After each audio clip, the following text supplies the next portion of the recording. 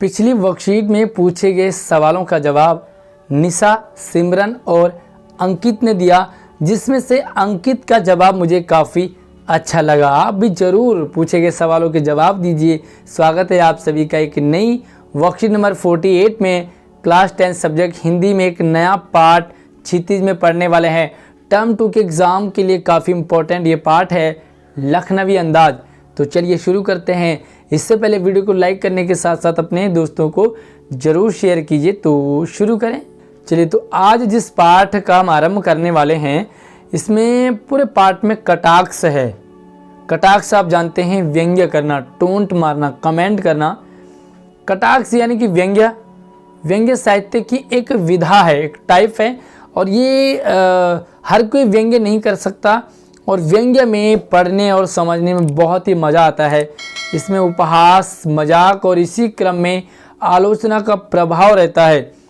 व्यंग्य मुहावरे में व्यंग्य बाण कहा जाता है। जब मुहावरे यूज़ करते हैं तो व्यंग्य, जैसे कि राम लक्ष्मण परशुराम संवाद में आपने देखा, लक्ष्मण के व्यंग्य वचन इसी तरीके से।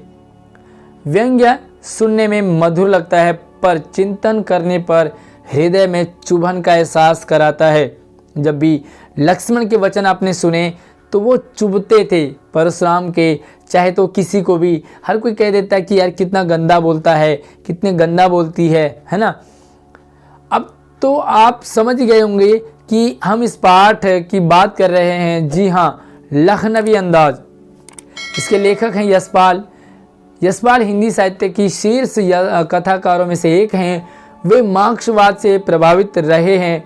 उनके उपन्यास झूठा सच को एक कालजयी रचना के रूप में भी जाना जाता है। और लखनवी अंदाज पाठ, जैसे कि लखनवी का मतलब होता है लखनऊ में रहने वाले लोग, अंदाज यानी कि स्टाइल। और अगर मैं इसे सीधी लैंग्वेज में बात करूं तो इसे कहेंगे कि दिखावी।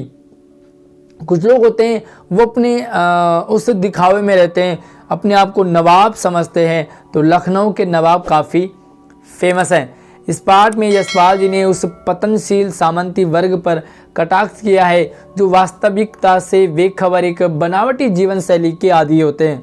कुछ लोग होते हैं, उनके घर में भले ही खाने को ना हो, लेकिन वो बाहर अपना कुछ और ही दिखाते हैं।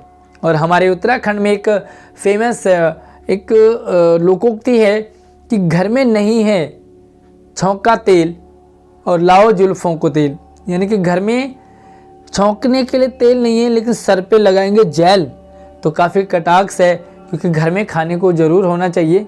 चलिए आगे देखते हैं। मुफस्सिल की पैसेंजर ट्रेन चल पड़ने को उतावली में फुंकार रही थी। जैसे ट्रेन जब स्टार्ट होती है तो एक आवाज़ सी उसमें आती है, जैसे कि फुंकार कर रही हो। आराम से सेकंड क्लास में जाने के लिए दाम अधिक लगते हैं। जब आप ट्रेन में एसी का टिकट लेंगे या सेकंड क्लास की लेंगे, थर्ड क्लास की, तो ये एक तरह से फर्स्ट क्लास की, तो इसके टिकट क्या होते हैं, महंगे होते हैं। दूर तो जाना था नहीं, भीड़ से बचकर एकांत में नई कहानी के संबंध में सोच सकने और खिड़की से प्राकृतिक दृश्य देख सकने के लिए टिकट सेकंड क्लास का ही ले लिया। किसने?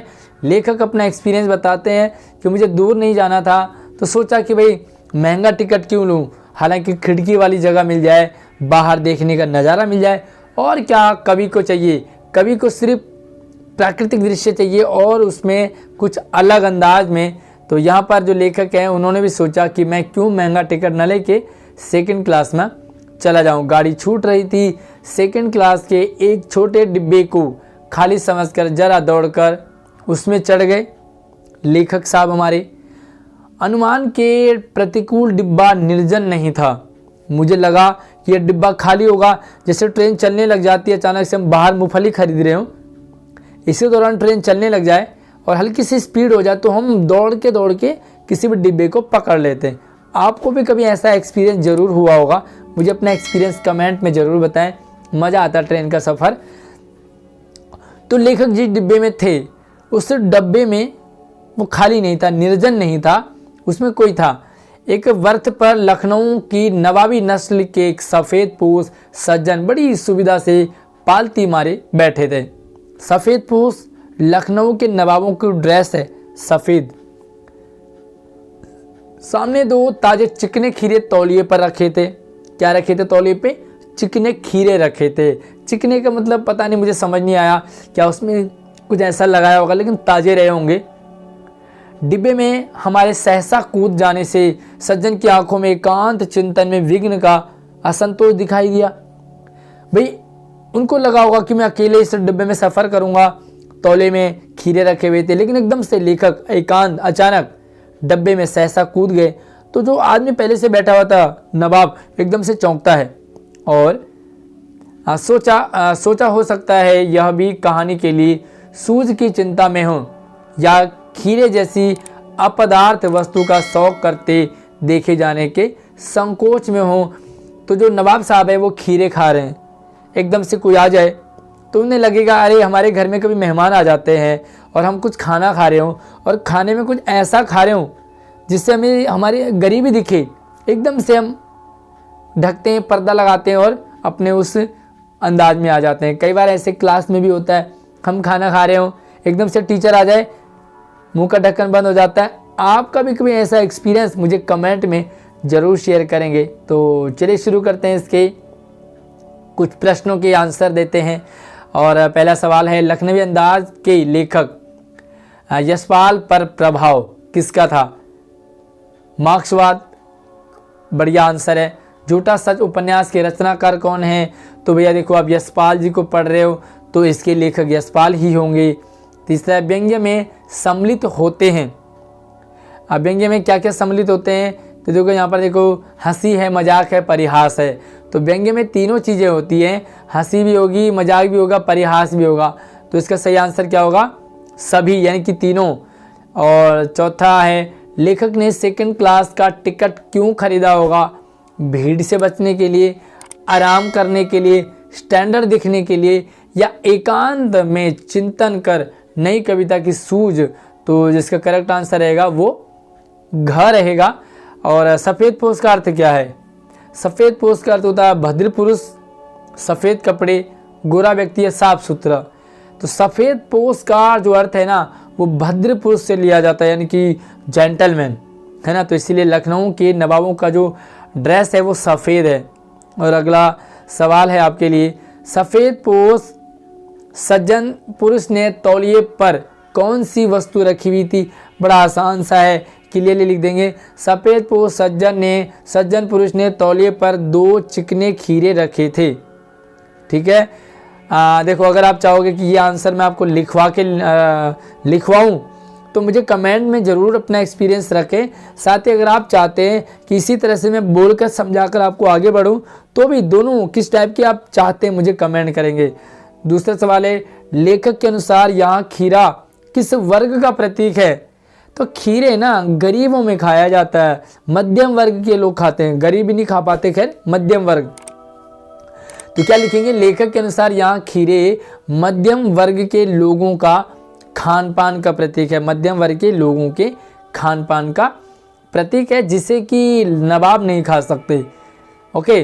तो जो अगला सवाल है आपके लिए, व्यंग्य बाण के रूप में प्रयोग किए जाने वाले मुहावरे का पता लगाकर लिखेंगे कि व्यंग्य बाण के रूप में प्रयोग किए जाने वाले मुहावरे। तो चलिए कुछ मुहावरे देख लेते हैं। तो जैसे एक मुहावरा आप देख सकते हैं, प्रेमचंद के फटे जूते में प्रेमचंद जी टीलों पर अपना जूता आजमाते हैं। तो टीलों को जूते से ठोकर मारना बहुत बड़ा मुहावरा है और ये व्यंग्य मुहावरा है। इसी तरीके से आप बस की यात्रा पार्ट में भी बहुत सारे ऐसे मुहावरे आपको मिल जाएंगे। तो आप एक एग्जाम्पल लिख देंगे, टीलों पर जूते आजमाना। चलिए, एक क्रियाकलाप है आपके लिए, एक्टिविटी है। हालांकि पहली एक्टिविटी ये है आपके लिए, कार्यपत्रक में भी कोई कठिन शब्द हो तो उनका अर्थ लगा करके पता लगाएंगे। तो ये छोटे बच्चों की एक्टिविटी है। चलिए, ये एक्टिविटी आपके लिए से करेंगे हम अपने शिक्षक शिक्षिका की सहायता से कुछ और व्यंग्यात्मक रचनाओं एवं उनके लेखक का नाम पता लगाएंगे। तो मैंने आपको एग्जाम्पल बताया है। पहली व्यंग्य रचना है प्रेमचंद के फटे जूते। तो प्रेमचंद के फटे जूते चैप्टर के लेखक का नाम है प्रेमचंद, राइट। और दूसरा, ये 9th क्लास का है। दूसरा 8th क्लास में है बस की यात्रा। तो बस की यात्रा और प्रेमचंद के फटे जूते 2 रचनाएं। साथ ही बस की यात्रा के लेखक का क्या नाम है वो आप ढूंढेंगे और मुझे कमेंट करके उनका नाम लिखेंगे। तो वीडियो कैसे लगी मुझे अपना एक्सपीरियंस देंगे। साथ ही अगर आपको ये कंप्लीट वीडियो यानी कि पूरा चैप्टर आपको एक ही वीडियो में चाहिए तो इसी वीडियो के डिस्क्रिप्शन में आपको मिल जाएगा। वीडियो आप देखे जाके और पूरे चैप्टर को एक ही बारी में समझेंगे। धन्यवाद।